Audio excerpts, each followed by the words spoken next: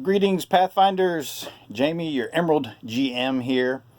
And since we're having a short break from the game, not a hiatus, but just a break because we had a few players out, we had to take one of our sessions off. And when you only play every other week, that can turn into a long break. So I thought I would shoot a quick little update for all you guys, all of my Emerald Spire players, to try to inject some energy and emerald hope back into you, because the game will be here when you return. So in honor of the recent release of Pathfinder 2 or Pathfinder 2nd Edition, whatever it's going to end up being called, I thought I would shoot a quick video for you and talk to you about, in my opinion, the greatest fantasy role-playing game ever made. Wahahaha. And that would be Pathfinder. You can see this is a look at my shelves in my studio. And I'm talking about Pathfinder 1st Edition. I don't want to go too fast here. I'm going to give you a look at it, because in my mind, if you combine some of the stuff from 3.5 with what's going on in Pathfinder, you can pretty much come up with any concept you want. Now, mind you, maybe Pathfinder 2 will have all those same options one day, but at present, it doesn't quite. So, now if I need a book, I can just reach over and grab it while I'm running a session online. I actually had these in another room, so it took me some time to rearrange this whole shelf to get all these bad boys back within reach. So you start right from the core rule book. I won't have to talk you through all of these, but they're kind of order of release, and then also various themes. Like here you've got Ultimate Magic, 1001 Spells. Right here would be Deep Magic, but one of my players for my Midgard campaign is actually borrowing that right now, because he's going to play a Trickster, which is out of the new Path Compendium, by the way. So yeah, great selection of spells, equipment. You can see there my the special Paizo treasure books. Just always love their art.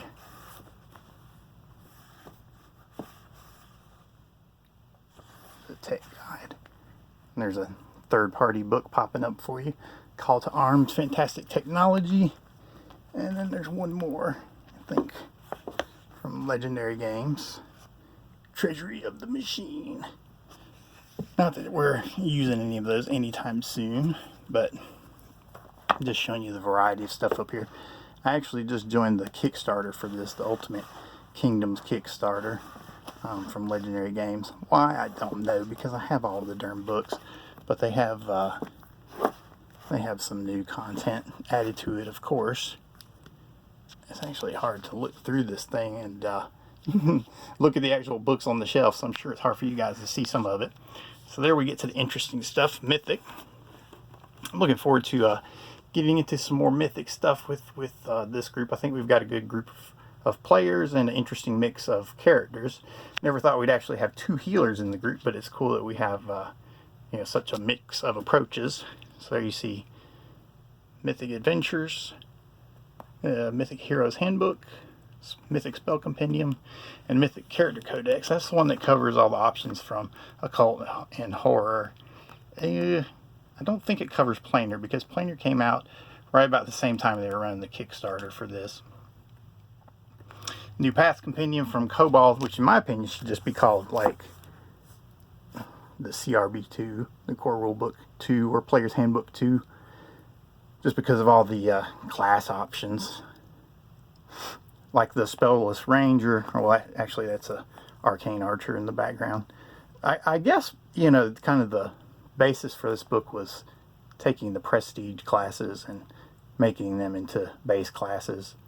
I think that's a Theurge. It might actually be a priest. There's a couple versions. There's like a Spirit Shaman in this, and then the priest class.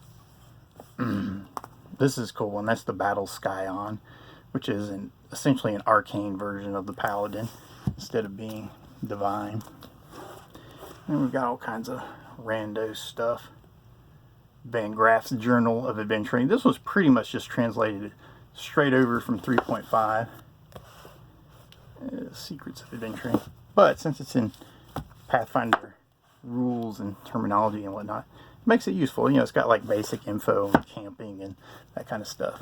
So here we go. Ultimate Psionics for our Psionic player. Followed by Psionics Augmented, which is Mythic. That'll focus in. I can't quite tell. I could probably use a little more light shined on this to see some of these better. But this is the most I have in this room. There's Ultimate Occult. Now this is interesting. I have this all the way down here instead of by Occult Adventures over here, because it essentially takes the Psionics classes and redoes them in the Occult Adventures fashion. So that's why it's called Ultimate Occult. And I think it covers all of them except for Soul Blade, because Soul Blade is its own thing, or Mind Blade, whatever it's called. And there was a archetype somewhere in Pathfinder that was similarly named. There's Path of War Expanded. So this is what Stratton runs from, Path of War. Behind that, Martial Arts Guidebook.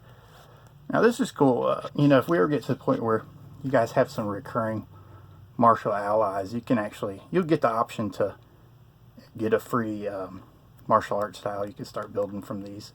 It's not too complicated. You just essentially take the beginning of another feat chain that represents martial arts style. There's the Skill Challenge Handbook. Now this is one I'd like to implement a little more. I recently ran skill challenges in Kobold Press's Courts of the Shadow Fae, which was a 4th edition adventure that was converted to Pathfinder, but they wound up leaving a lot of the skill challenges in. And I thought it was a lot of fun, especially for, you know, to kind of create that courtly atmosphere and help add to the intrigue in some points. And also, you know, they had to pass these skill checks to achieve certain things. It was cool. I enjoyed it.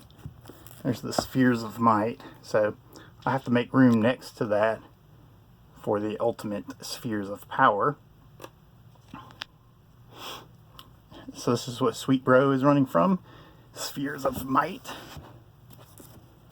And behind that we've got, sorry that's loud when that bangs, Champions of the Spheres. Nice art. Nice cover art there for that one. It's archetypes combining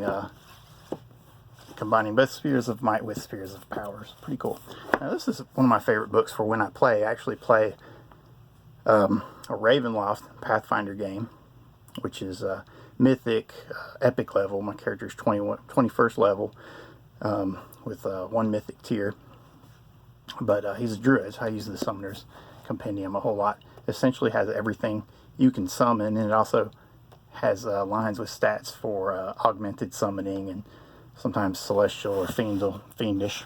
And there's enough room that you can add your own notes to for other templates and whatnot. Now this is a great series. If you're any kind of game master, I highly recommend these. GM's Miscellany from Raging Swan Press. Dungeon dressing, urban dressing for your towns, and then wilderness dressing when you're out in the wild, obviously. Speaking of being out in the wild, the terrain toolbox. Now I'm going to end up running out of time before I can show you guys all this stuff. Anytime we go into taverns and mess around, we'll be using the Red Dragon book. There's one last thing I want to show you at least. All the campaign setting books, with the exception of the Inner Sea World Guide for whatever reason, are on another shelf, along with the adventures and whatnot. So there's the bestiaries, various monster manuals, Mythic, Cthulhu Mythos, and then a few from 3.0, 3.5, what have you. And then this, which was, I don't know what to say about this. This was given to me by one of my players. He's 17 or 18. And he said, here, this is what you like. It's a bottle of Mythic Tears, so take that for what you will. But anyway, I thought I'd just give you a peek at all the resources that we have at our disposal, and let you guys know that we will be back soon to have some more awesome Pathfindery fun. So, see you soon.